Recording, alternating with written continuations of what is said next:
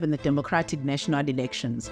With voter discontent on the rise, a shift in political alliance, the inclusion of independent candidates being uncertain and desire for change, many analysts are predicting that the nation is finding itself at a crossroad. There are other views that the uncertainty and apprehension surrounding the potential outcome and consequences of the 2024 elections should be a concern. This particularly relating to the potential unrest that might arise should there be some discontent on the outcome of these elections. Remember the riots of July 2021 and the toll this took on the communities, businesses within these communities, and the overall impact of the economy. Although the cause of these riots were very complicated, some experts believe that these can be partially attributed to political manipulation and socio-economic discontent.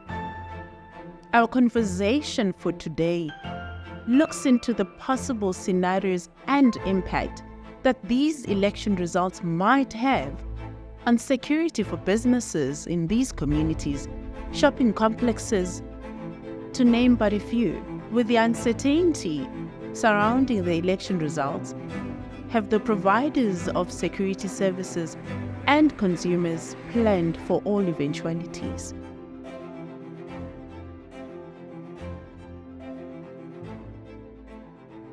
We're joined by David Buckley, who's a security consulting engineer, to unpack how those who have security services should be planning for such eventualities. David, good morning. Thank you very much. It's good to have you here. Yeah, thank you. It's long overdue. I think this discussion is coming against the backdrop of the most important day that is coming on the 29th. Yeah, I'm in total agreement, and I think I'm not so sure if everybody's prepared from a security point of view for possible scenarios that can play out. With the uncertainty with the elections coming up, specifically in key battleground states, we are at a precipice of deciding how do we plan properly. How are we prepared to avoid certain things that has historically happened in our country? As you mentioned with the 2021 riots, that was a very good, should I say, it was a very good precursor for us to know what to expect as a possible worst case scenario. So yeah, very excited for this discussion and looking forward to having it with you in a little bit more detail. Thank you. So let's look at the private security industry, for instance. Is it prepared for any eventuality that might happen on the 29th? Because if you look at the country currently, it is indeed at a crossroad. Yes. To answer your question now, I don't think we're as prepared as we should be. Yeah, it might be a controversial opinion. I think we've made many inroads into where we should be learning lessons from the 2021 riots. But I don't think the businesses outside of KZN has heeded the warning from that area. Many of the businesses there locally might have put in some preparatory steps for them to be a little bit more prepared for this. However, I don't think we've learned the lessons that we should have as a country during those riots. So taking into account the elections coming up and trying to just set up a scene for you, there's a lot of uncertainty regarding who's the political players going to be in the KZN area. As they are very much a lifeblood to our economy with the ports being in that area, them going through similar events as they did in 2021, a lot of people has discussed that the instigators of that riots were politically motivated. It started, if I can put it rather in that way, in a very interesting timeline, specifically with Jacob Zuma going to prison at that time, and the political unrest regarding that move that was made. So understanding who is currently the big role players in the area there, and what political effect that can have on the people as a whole and the scenarios that can play out, and how that would actually impact the rest of the economy not only with the riots not being maintained within the province, but actually moving on to Gauteng and other provinces in the country, which is, I can almost say, a fire burning through a forest. So yeah, we need to ensure that proper planning is done. What is the worst case scenario that can play out, and how do we prepare for that? So yeah, I'm interested to discuss the entire idea and way I look at security as a whole, the gaps currently within the security industry, and looking at what the right process would be to do strategic planning from a holistic point of view, not only having various silos addressing certain stakes of your security portfolio. Let's go back a little bit with the riots that happened in 2021.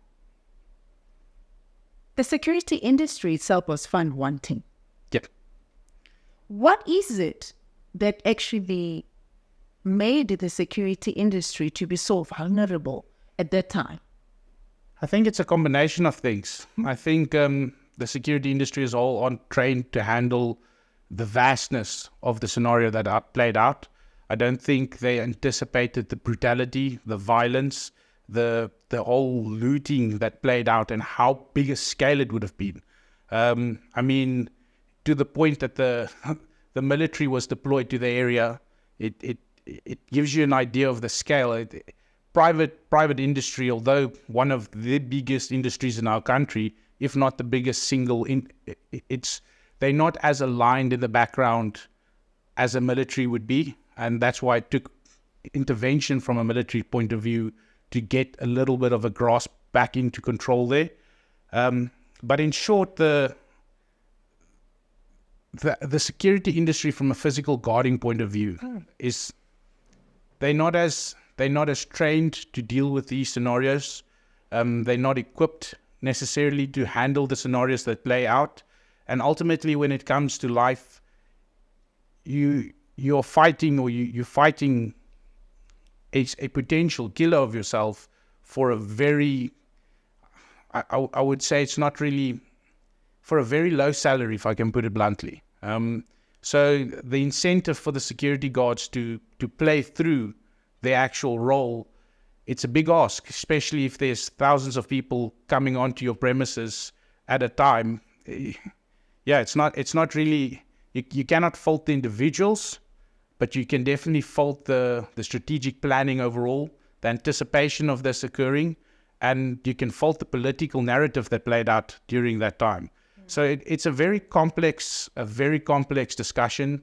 You cannot really look at one specific item, how they could have prepared better to say training would have resolved the problem, because that's not necessarily the case. I think it's more the onus had to be on the individual companies in the area to prepare better from a security point of view, understanding what's the scenarios that could play out and what's the best plans for them to take in each of these scenarios. So that's why I've worked quite a lot in the last couple of years of defining physical security maturity for a company, trying to liaise their resources in a proper way to understand where are your maturity lying in certain functions of security, and which of those functions of security would require more resources to be spent. So taking a strategic point of view is essentially saying, I've got a level of security I would like to have in a case where it plays out. For instance, if an incident happens, how am I responding to that incident? That would be if we go into a little bit more detail on that specifically, it would be painting scenarios, getting an answer for each of those scenarios in the likelihood of a single person coming to your campus, in the likelihood of 1,000 people coming to your campus, understanding what is your role as a CEO or as a head of department or a security manager of a facility for the safety of your employees and the people working and the contractors on your premises. What is the best steps for you to take in respect to securing their livelihoods, making sure they get back to their family members? So the problem I have very much with the setup of the question is that it plays into the problem overall in the security industry face. We're a very silo-orientated industry at the moment. You've got your physical guards on the one side. You've got your technology providers on the other side. You've got consultants that's actually speccing solutions that doesn't align with any of those. You've got system integrators or installers that are doing their own thing, because at the end of the day, each of these are separate entities and businesses that is trying to sell their product or trying to sell their solution for the client. None of this is aligned. That doesn't even bring the introduction of the other complexities that we face. That would be the structure of security governance in a whole at a company is not looked at properly. You usually have somebody addressing your physical security. You have somebody addressing your operations in your environment, and you have somebody looking at your technological aspects, like your cybersecurity element. These are typically driven in a total different department, like your IT department, or you've got your facilities managers many times looking at your security, which no fault to the individuals working in these positions, but they're not necessarily it's not an expert field for them. So it's the company usually pushes this onto them due to security being a grudge purchase ultimately. That's exactly where I wanted to actually lead to, Davi, that, with the riots that actually took place,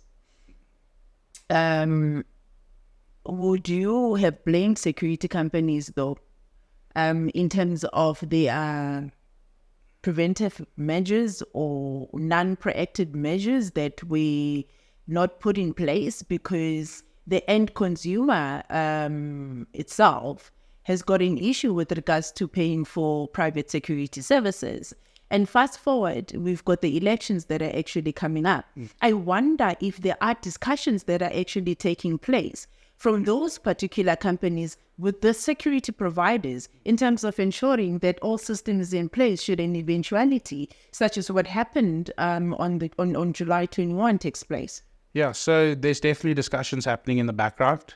A lot of community forums are talking together. A lot of business heads on these forums are putting their heads together, talking about the segmentation of their physical security resources that they use, trying to get it aligned to a common goal and system, looking at deploying specific deterrence technologies that's non-lethal in nature, which is a big element at the end of the day. So these would include your sound cannons or remote AI paintball guns, these type of things that you do not necessarily need a security guard in the worst case scenario there, but you would still have an active deterrence measure on your site.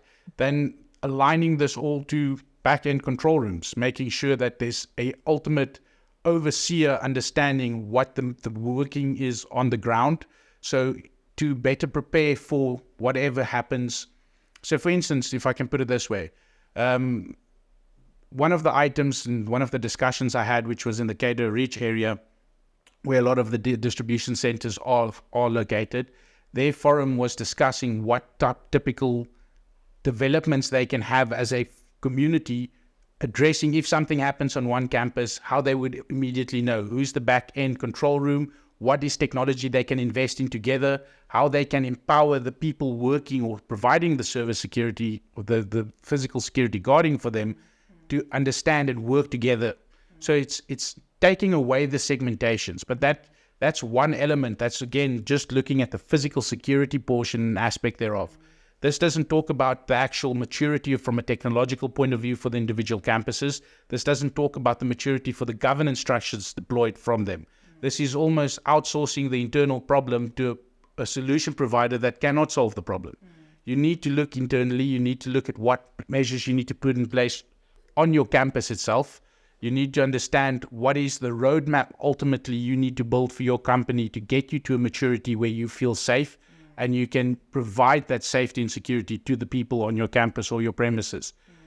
So it's a very complicated, and I say this word a lot, it's a very complicated problem we're facing, as it's got so many different aspects that you need to look at it, and it's difficult for a single element, and I'm playing a lot more from the consulting point of view. It's very difficult to work with all of these people. For instance, when I go to a security guarding provider, their main solution to a problem is putting additional feet on the ground. Yes, it's gutting. Yes, it's their core business, by the way. Exactly. So from that perspective, trying to explain to them why it would be better for the client to integrate technology, you eating into their part of the pie. And rightfully, they've got resistance to adopting strategies being deployed by people that are making their market segment smaller. That's the same thing with, if you look at it from another angle, it's the same thing within interdepartmentals arguing about what security strategy to follow. That's why you find you don't have an overall security head looking at both physical and cybersecurity, as well as protective securities on your side and technological security, where the amount of systems I've designed for clients around the initial scope and discussion just to get onto site and see how it completely misaligns with the physical security guarding resources deployed on site, where the amount of life safety systems are just not looked at from both a security and a fire side. I mean, they usually put the panels within the security guard rooms and alarms are going off, but there's nothing being done to it. So to me, that's where a core problem is in the misalignment of all these different key stakeholders in providing security to a campus. And that's why there's not a single silver bullet solution, but you need to look at how do you align the entire industry as a whole towards what is the outcome we want. And the outcome we want is what's best for the client. It's something that's difficult to go and sell to a client, and because it needs to be a grassroots movement in the sense that everybody needs to buy into it from the specialist side. And you've got your specialists in guarding, and you've got your specialist consultants, and you've got your specialist installers, but they're all looking at their individual area, and you need somebody to provide a overall look at this complicated landscape of security. And I don't think at this point in time we've got somebody or a body that's doing that. So who's responsible, Davik, in terms of making sure that there is integration? Isn't it that the consumer is the one that is supposed to be responsible and be amenable in terms of being able to put the best solution forward? Yes. You know, there are experts that are actually there, such as yourself, that are coming in and saying that, look, this is the vulnerability that we are finding in terms of your premises. You spoke about distribution centers as for instance, that there is a lot of misalignment that actually takes place in terms of them being able to ensure that that is safeguarded, because there is a lot of money that is being protected in those distribution centers versus the output itself from the security solutions provision point of view. So who is responsible for exactly that? So ultimately it is the consumer.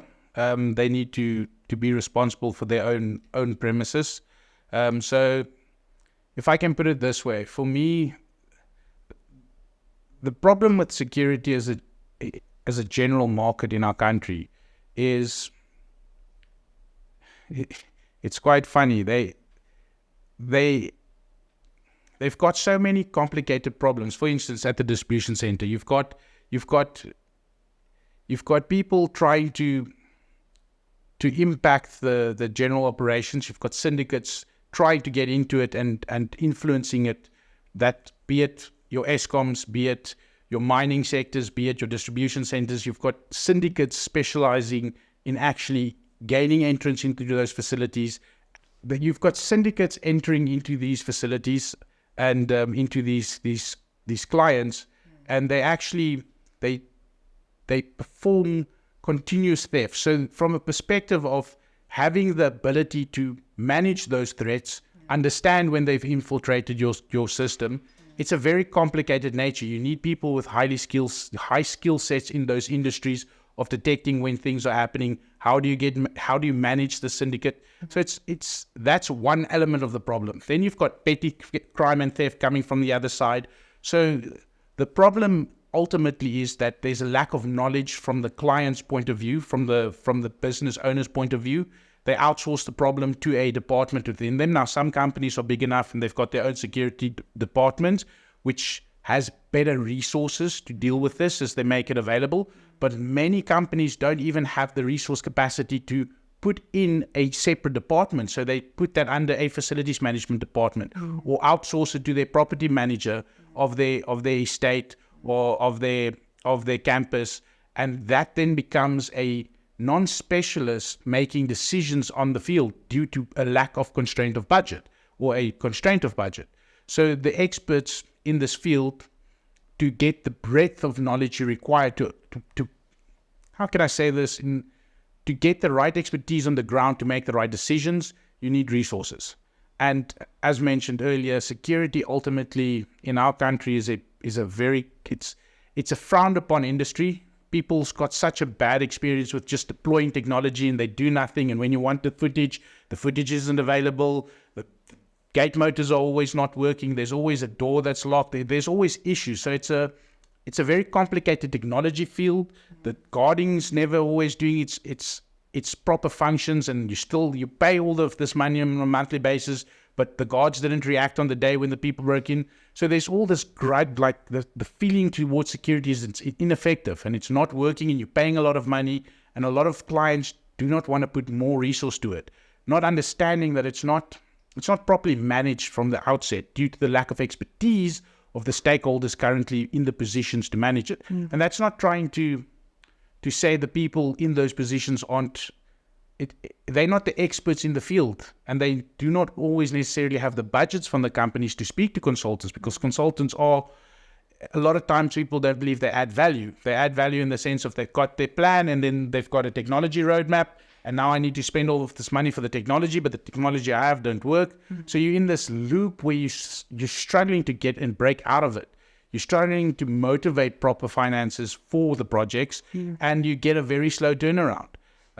So let's fast forward. 29th of May. Voting happens. There's a lot of political parties that have come to the fore. Yep. And the country is divided. Very much so. To be honest, because there are new kids on the block that are really chowing on the elections, the target market that is actually there on some of the political parties that have been there for quite some time. Yeah. And let's say it happens that there is a riot that does take place. We're not saying it's going to happen. Let's say in an eventuality that something does happen. It starts from a certain area. It escalates countrywide.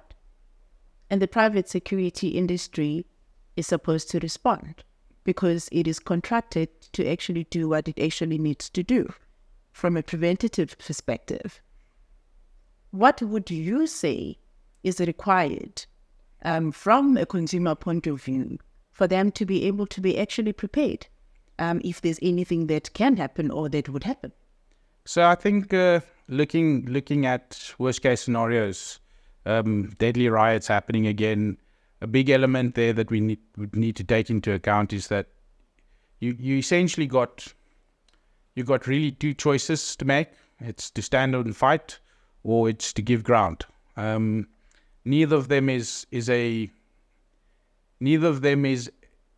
easy decision to make, because ultimately when you protect your facilities, and so the decision ultimately is lying with the clients, if I can put it that way, with the companies involved. If they make the decision to say, we want our premises secured, we want our premises to be able to not be infiltrated by these riots, you will then have the private security bringing in bigger guns, if I can put it that way, more armed security guards on site. And I mean, some of these riots in 2021, they played off for days on end, where security guards were shooting at the bottom of some of the mountains in KZN, holding the people away, not directly trying to kill them, but keeping a safe perimeter at some of the sites. Now, ultimately, your guns, bullets will run out. You will run out of water if you've got water hoses. Electricity runs out for other options and alternative deterrence technologies. So depending on the scale of it, eventually there's going to come a point where, and this is a difficult part of security as a whole, is you can put all measures down, but eventually if somebody wants to get to the other side, they'll get to the other side. If they've got the right mindset to get to the other side, not that I can call it the right mindset, but let's call it a mindset or determination rather, to get to the other side. So any lock can be broken, any window can be moved, scaled through, any fence can be climbed. There's only so much your preventative measures can take. So there's going to come a point where you need to take a decision. Am I going to take life for this? And am I going to put the people that's working within my facilities, their lives at risk? So aside of me, and it's a discussion I had with a ex-head of one of the banking environments, corporate banking environments, and he said one of his advice for a scenario that he's given to his banking executives are essentially, there's an argument that can be made to say, open up the doors, get everybody out, open up your way to try and get as little as much damage to your property, but let them in, let them do what they want. If they want to go and break down, then that's what they're going to do ultimately. If they want to go and steal inside there, that's what they're going to do. You accept that, but your core is to make sure that the lives and the livelihoods of the people working for you is actually saved. They are the ones that's your first priority. You can always replace material things. You can always rebuild structures that are built or broken down. And that's why insurance claims do happen. It's a part of the structure. It's trying to not get involved into the fight where you are causing damage to your reputation ultimately. Because once you get to a point where a person is not murdered, killed is the right word, killed on your premises, that's it's a blight that you cannot take away. That's something that happened on you, and that's people with the person pulling the trigger is scarred. The people seeing that or being involved in that is scarred. The family members of the people being killed, it takes an effect, and that's not a place where you want to be. And if you're a company that's doing a lot of business where reputation is important, that's not necessarily always the best steps to go. So one of the clients I work for, which is a DC, the decision there was to have deterrence technologies running on actual battery backup power, completely away from their normal power, and that would be sound signals or sound cannons. That would be it's called LRAS. It's essentially very long range acoustic speakers playing at decibels in the 130s, designed to hit the vestibular system. So they install it not on the boundary as weapons, but inside the DC as a barrier for entry. So their go-to is get everybody off site, trigger the system, and the idea is that as long as this is running in the background, people won't want to be in the DC. So it's try to mitigate the damages on the actual distribution center. So from that perspective, that to me would be a bit of a better strategy to play out. It's taking into account what is the deterrence technologies available that's non-lethal, that what is available that is redundant in the set that once Eskom's load shedding has happened or the internet breakout is not working or whatever the case might be from a failure point, that you still got some deterrence on site. It's understanding the technologies and the resources. So obviously your first stand, depending on how bad it would be, is have the security guards. Let's call it a mitigation of the scenario, but at the point where it becomes so bad that it's riots, then that would not be a feasible way to deal with the problem anymore. So from there, you're needing to look at what's your next scenarios and how you play with it. We can pivot into a lot of different details here. Everything from your initial, how do you determine that this is coming up, looking at political experts, looking at open source information that's available, looking at understanding threat profiles and vulnerabilities of your campus, what would be attack vectors that can be exposed. So that would be one discussion, but ultimately, it's why I continuously point back to my maturity risk framework, is that there's not a isolated view you can take on any one of these. You need to look at it as a whole. You need to understand what is the intent of the company, what is the intent of each of the scenarios playing out. So yes, ultimately my answer would be strategic thinking. So let's take shopping complexes, for instance. Because normally when there's a rise, that's the first point of entry. Yes. That mostly the public targets, simply because there are vulnerabilities within these particular complexes. And if you look at the impact with regards to the amount of destruction there is and violence surrounding that, that is a cause for concern. Yes. So in this particular scenario, if there is an incident that actually happens and there's a shopping complex that is being targeted, what would you say would be a mitigating strategy that could be employed in terms of being able to look at security? And in fact, what is more important is the lives of the people that are going to be there, because it's going to be business as usual. It doesn't necessarily mean when there's elections that are taking place, the shops have to be closing, isn't it? So, even on some public holidays, the shopping complexes are opened because there's business that has to be conducted. So how do you not juxtapose the safety of people versus the security that has to be deployed in ensuring there is mitigation of any risk that actually takes place in that regard? I think it's a very good question.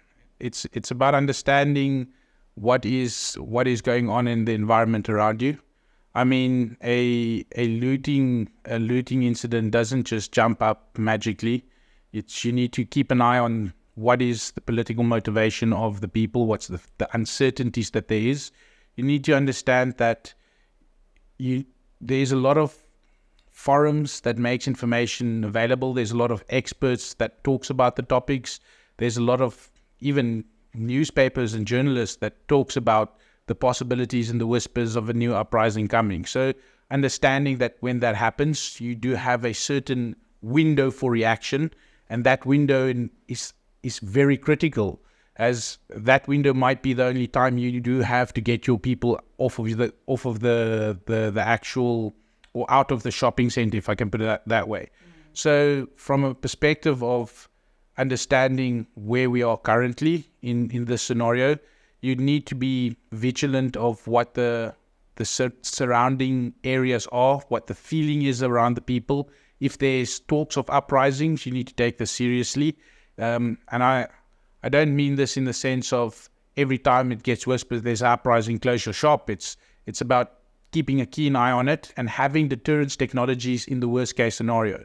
You ultimately will have to have, a deterrence solution for me in the previous uprising, which was as simple as throwing oil in front of the shopping centers, worked. It's not something that you think would be a good way of doing it, but so people can be able to sleep. Exactly. So it's probably one of the sharpest actions I've seen in a long time. People thinking, how do we protect our people? It was done. It was one of the shopping retail centers. They took all the sunflower oil and they threw it out in front of the shopping mall, and the looters didn't go in there because, looting, you don't walk casually. It usually happens in a running, and once you see a couple of people slip and fall, it does have an effect. So sometimes it's a simple solution. Sometimes it's understanding that you are caught in this scenario. What's the next steps? How can I think on my feet? But that is the thing that I wanted to actually get to, David, because when you talk about technology and talk about security solutions, people are thinking expensive. Yep. People are thinking not budgeted for. People are thinking that, it actually takes time for you to be able to apply these applications or these solutions for you to be able to actually be ready. But the 29th is when? How many days do we have before then? About 10 days. Exactly. And I found that in all the discussions that are actually taking place, there is nothing that is really said about security. In fact, there is this hype that these elections are happening, but the safety and security of citizens in ensuring that there is safeguarding of their lives and protection of assets and infrastructure, take into cognizance that there might be billions and billions of rands that might be lost. If something like that happens, like that of the 29th like that of the July unrest in 2021. So there is no discussion that is actually taking place. Why is it that the public is not really made comfortable about the fact that we've got your back? Why is there no discussion between the police and the private security industry? Or do you think there is something that is happening and it's a COVID discussion that is not spoken of? I'm aware of discussions happening in the background. Okay. It's definitely something that, as I said, there's a multifaceted approach here that's happening at the moment. You've got a lot of clients talking to each other, warehouse managers talking to the warehouses next to them, making sure that they're all aligned in terms of common security. Very much like, if I can put it this way, have you seen the gated communities that's forming smaller sections of security among themselves? You're seeing that's similarly happening in a lot of the security guarding people in the background, speaking to each other, making use of resources in the area. Not necessarily if you've got a specific contract with a specific security guarding provider, not necessarily the person that will be responding to your incident would be from their company. They do have back-end deals at this point in time to make, if one of their vehicles is available and closer to the scenario. You also have things like Aura AI or the Aura platform jumping up, which is emergency services on an Uber-based platform. I see some of the bigger banking corporations supporting to that, and they're pushing that to their people. So you're seeing from private sector doing this, you're seeing from the community sectors taking approaches and steps from this for themselves. And you're also seeing and I'm aware of discussions between the government and private sector specialists formulating ideas on how to better address the scenario. I'm not sure, I cannot speak for government themselves and how they are planning to handle the scenario again. I don't necessarily think they've put in the correct amount of resources to be ready for an event like the riots that there was. Ultimately, I think it's going to be a knee-jerk reaction on how they're going to address the problem. But I do believe there's a lot of progress made from where we were in July 2021. I think that caught a lot of people completely offside. They didn't expect to see that within our country. I mean, thinking about the devastating impact that had not only in the lives lost on the day, but also in terms of our economy. I mean, it was billions worth of rand that is estimated ultimately in the final report. So understanding that, I do believe they would have taken steps. Why I'd like to believe that, but the private sector has definitely taken steps. The technology overall is better. It would be interesting speaking with some of the more higher up level government decision makers and stakeholders, finding out what they've put in place, because I've only spoken to some of the higher up guys in the security companies. They definitely have had discussions, but I'm not aware of any specific plans that were put in place or what is the protocols to follow in such an event. They obviously, as themselves, made a lot of plans. I don't think under the consulting side, I've not heard of a lot of people making plans from their side. It's business as usual. You've got a problem on your site, you point me, I'll resolve the problem or find a solution. So it's to me, I've got a little bit of a issue with my own industry as a whole, because we've not really taken the right steps to make our clients aware of what better approaches there are. And that's why I ultimately came up with my maturity rating, is looking at the 4 functions, which is your risk and compliance side, which is your security governance, your security operations, and then your technology and design.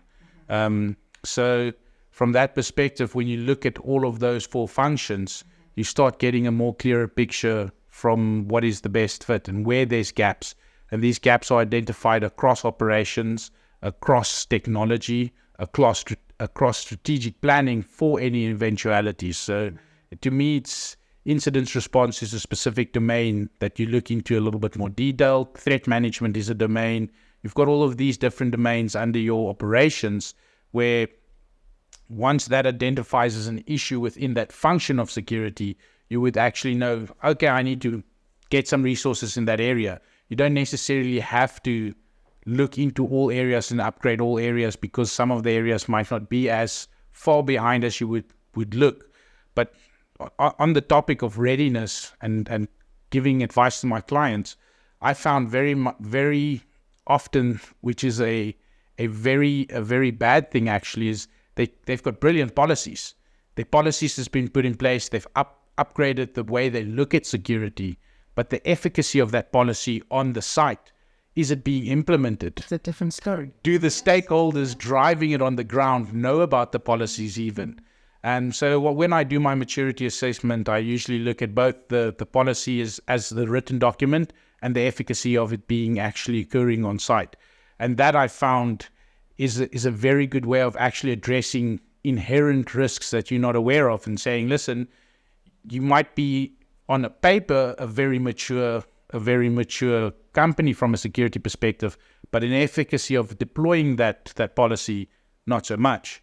So I always have a saying, I'd rather not have a documented system that works well than a well-documented system that doesn't get implemented well. I do too. So from that perspective, I think in a short answer, the amount of time that needs to be spent in planning out security events, looking at the actual holistic environment of security, it's not being looked at in the right way. So clients ultimately need to work better with their service providers and their contractors that are working and providing services, security services for them on their sites, as it actually integrates into their strategic perspective.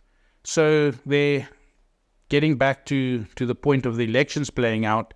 I don't think clients are aware of all of the issues that can occur. They might have forgotten what happened in 2021. They might not be as, time does heal wounds, if I can put it that way, and you tend to forget things and remember it not as bad as it was. So I think I always say the reason why you do evacuation procedures on a regular basis is to ensure that when the alarm goes, people knows what to do.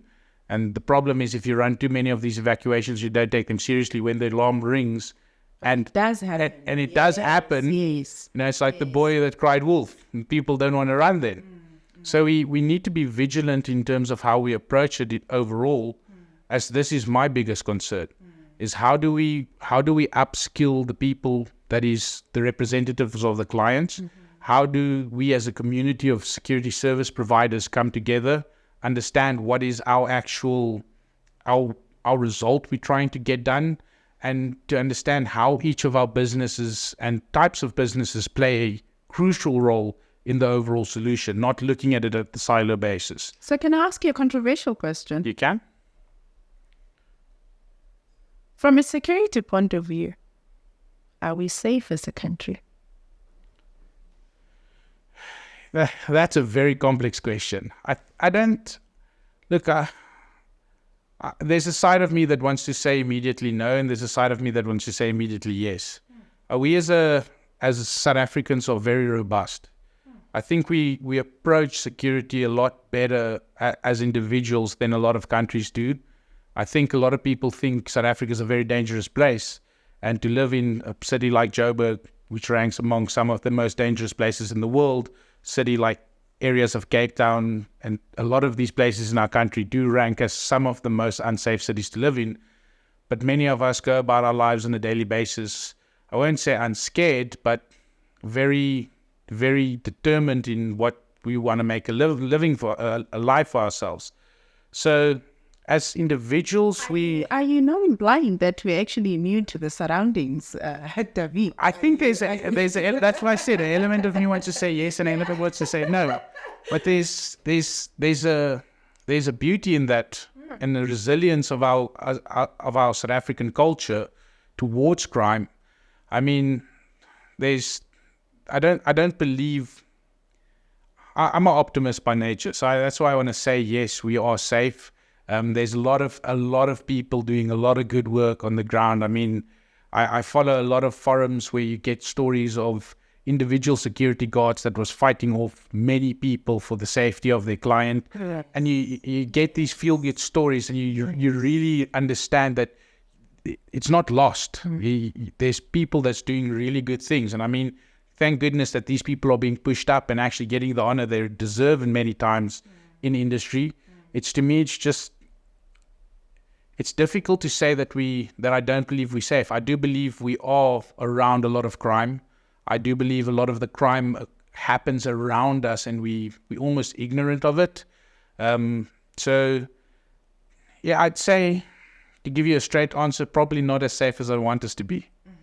But I think inherently South Africans are fighters. I think we people that don't give up easily. We people that believe in values, and we strive to make a good living for ourselves within the circumstances we are given. I mean, if I think back about the amount of times that the world economy has gone through dips, and the rest of the world wants to go into complete chaos. That's panic mode. Yeah, By the way, yes. That's almost the normal state for South Africa. It's been so for so long that when that happened internationally, nothing really changed for us. It was business as usual. So I think there's a resilience that's built up within the long-term effects of what we are living into a day-to-day basis. So I'd like to say not as safe as we should be, but I think there's a side of me that also believes a form of deterrence is standing up for yourself as an individual. So a security strategy that I've discussed with a couple of the big security heads in the telecoms industries, they always said they don't necessarily want the security to keep away the person from, because the security is always going to be a challenge, but the security's intent for them is not to take away the problem in the country. The security is to move the problem to somebody else. And that is understanding the essence of the problem. You're always going to have criminal activity. I mean, there's no country in the world that doesn't have criminal instigators. You've got that. I'd almost want to say it's a human issue. And the problem with security in general is it's an evolving fight. So we might put up this type of defenses today. Tomorrow they'll find a way around it. Then we need to look at something new. So it's almost like a chess game. So for me, I don't live in fear, as I believe that allows people to crumble. So that's where the yes, we are safe part comes from. But I think we are a little bit used to the environment. So coming to our finality with regards to the subject matter, David, what would you encourage people to actually do come the 29th? Elections are coming. From a security point of view, a security expert. And I think you've articulated a lot in terms of strategy and mitigating factors and what is it holistically that we actually need to look at. But come the 29th, what advice would you be able to actually give the security consumers and the public as well? Because I think the most important thing is the lives of people in terms of really looking at being safe. So what advice would you give people in that regard? My advice would be simple. Go out and vote. Vote for the people you believe in, that shares your values. And then be vigilant of what's happening around you. Listen to news sources. Watch out for any potential uprisings, and react immediately when you get confirmation of any of these. It's as you said earlier, 10 days away. There's not much you can put in place now that you don't already have in place. Or if you don't have it in place, you don't have it in place. So there's no quick fix for it. But understanding or thinking about what the worst case scenario is and how to handle that. I would definitely advise people to be on the lookout more than anything else. As with the July 2021 uprising, there was a lot of news sources that was almost immediately reporting the actual scale of it growing in real time. So being vigilant of your surrounding area, and if things are happening in your area, get to safe locations, go to where you believe it would be safe for you and your family. For premises, understand what happened then. take into account that sometimes it is not the best play to actually go and put the guns on the ground. It might be a better resolution to just stop operations for the time being, getting your people to safety and seeing how things play out. Talking in closures, what we would not like is to get to areas where, I mean, we've seen this internationally happen, where the violent protest gets to a point where people close their operations in totality, and that's what we don't want to get to. So when you're actually fighting back, many times they will come back and it becomes a fight. So to try and be vigilant about avoiding those circumstances, and just be hopeful of the country overall. As I said, I'm somebody that believes that the best times for South Africa are still ahead of us, but we as people need to fight for that. Of course. In the sense of, go vote for the people you believe in, go vote for good leadership. And then ultimately my message to the political side would be, stand up and understand that there is a country to lead. There's people that requires good leadership in this country, and we need the government to take the right steps at the right time to mitigate these events. So, David, the 29th of May is approaching us soon.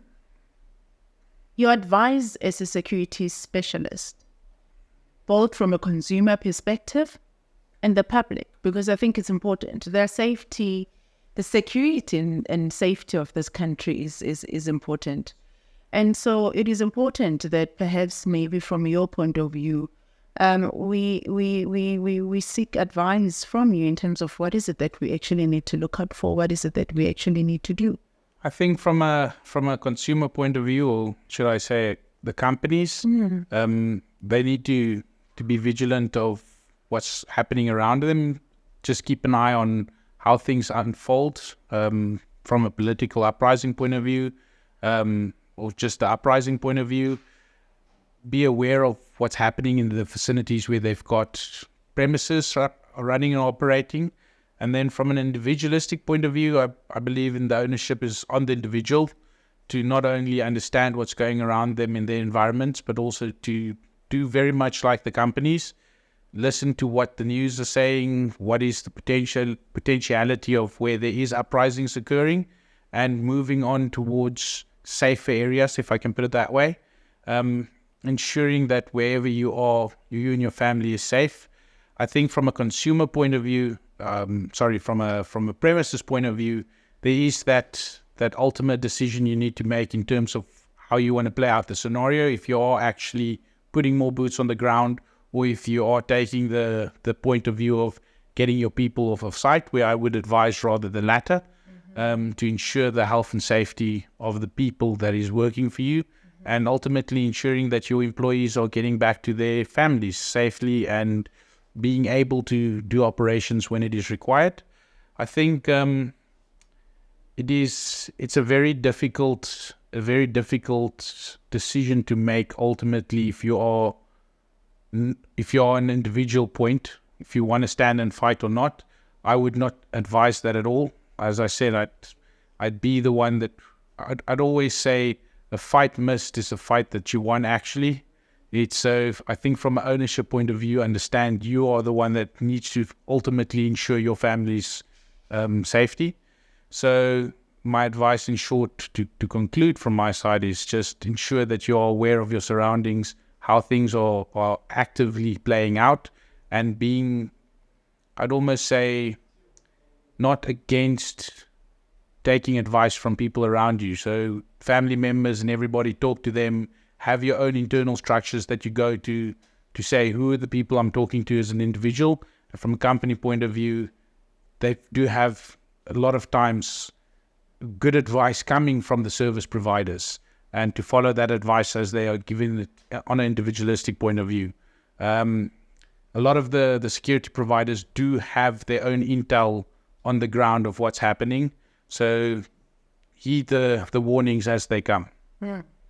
On that note, David, Bakay, thank you very much for joining us. Thank you. And I'm hoping that you will be able to visit us again There's a lot more that we need to discuss. There's a lot more that we need to unpack. There's another story that we need to look at in terms of security in prisons. Definitely be interesting discussion. He had made a promise when it comes to that part, so I'm going to hold you to that. Yes. But I'm very thankful. I think we're in the team. We appreciate your time, and we hope to see you again. Thank you for that. Thank you very much, Cindy. Thank you.